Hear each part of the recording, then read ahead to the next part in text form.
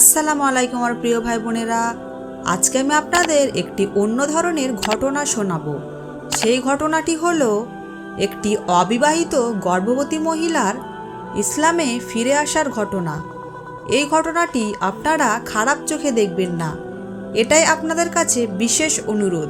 একটা মেয়ে তার বয়ফ্রেন্ডকে এতটাই ভালোবাসতো যে বয়ফ্রেন্ডের আবদার রক্ষা করতে গিয়ে তার সাথে শারীরিক সম্পর্ক করে।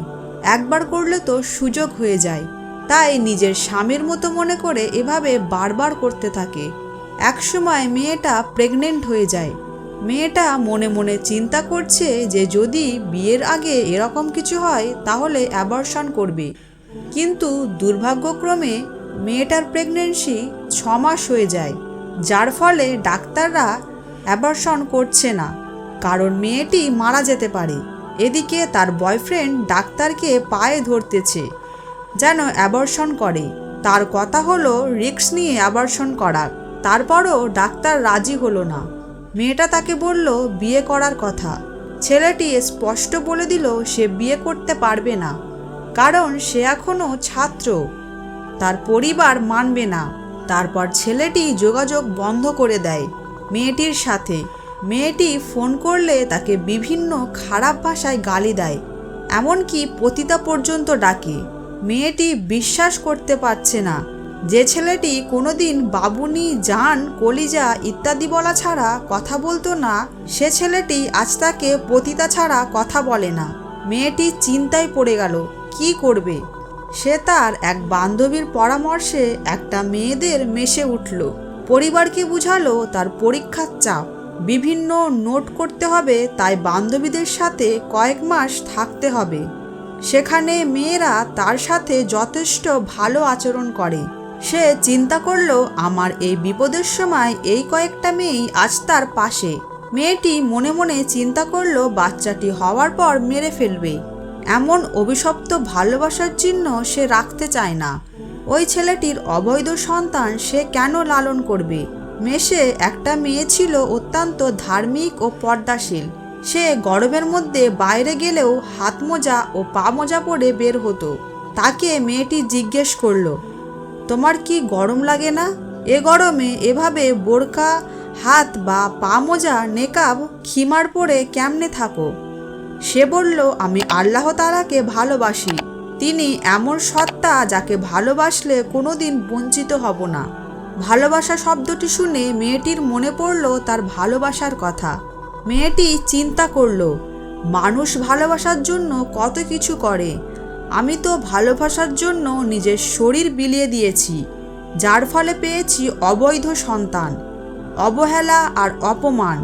আর আল্লাহকে ভালোবেসে বোরখা পরা তো তা কোনো ব্যাপার না। মেয়েটা আল্লাহর কাছে তওবা করলো, নামাজ পড়া শুরু করলো, পর্দা করা শুরু করলো, রাতে ইবাদত করা শুরু করলো। তার চোখে পানি, সে খুবই অনুতপ্ত। সে চিন্তা করলো আমার গর্ভে যে সন্তান আছে সেটা যার হোক, সৃষ্টি তো আল্লাহর। আমি আল্লাহর সৃষ্টিকে হত্যা করে কোনো পাপ করতে চাই না। তাই মেয়েটি অনাগত বাচ্চার জন্য সব কিছু কিনে আনলো। একদিন এর মধ্যে ওই ছেলেটি ফোন করলো। ফোন করে বলে বাচ্চা জন্ম দেওয়ার পর বাচ্চাটি এতিমখানায় দিয়ে আসবে অথবা কোথাও ফেলে দিবে। সে মানুষ ঠিক করেছে। আরও বলে আমাদের মধ্যে এসবের চিহ্ন রাখতে চায় না। মেয়েটির খুব রাগ হলো। মেয়েটি বলল, আমি তোমার থেকে কোনো অ্যাডভাইস চাই না। তারপর কল কেটে দিল। এর মধ্যে বাচ্চা ডেলিভারির সময় হয়ে গেল। মেয়েটি কোনো পুরুষ ডাক্তারের কাছে যাবে না, তাকে মহিলা ডাক্তারের কাছে নিতে হবে। মেশের মেয়েরা অনেক খোঁজাখুঁজি করে মহিলা ডাক্তারের কাছে নিয়ে গেল, কিন্তু অত্যন্ত দুঃখের বিষয় মেয়েটি জানতে পারল যে তার বাচ্চাটি মৃত্যু হয়েছে। মেয়েটি খুব কষ্ট পেল। সে আল্লাহর সিদ্ধান্তকেই মনে প্রাণে মেনে নিল। সে তার বাচ্চাটিকে হুজুর দ্বারা দাফন করল। মেডিকেল থেকে 2 সপ্তাহ পর মেয়েটি তার বাসায় ফিরে গেল। তার মা বাবা তার পরিবর্তন দেখে বিস্মিত হলো। ছেলেটি জানতে পারল যে মেয়েটি মৃত বাচ্চা জন্ম দিয়েছে। ফোন করে মেয়েটির কাছে কান্নাকাটি করছে। সে সব কিছু মেকআপ করতে চায়।